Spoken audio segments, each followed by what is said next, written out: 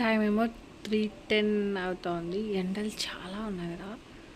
మేమైతే చర్చికి పోయేసి వచ్చాము. ఎండలు చాలా ఉన్నాయి. వస్తూ వస్తూ కోకోనట్ వాటర్ తాగేసి వచ్చాము. ఇంట్లో వచ్చేసరికి చికెన్ బిర్యానీ. ఎండలు చాలా ఉన్నాయి. ఎండాకాలం కాబట్టి మీరు మాత్రం డీహైడ్రేషన్ కాకుండా కోకోనట్ వాటర్ తీసుకోండి.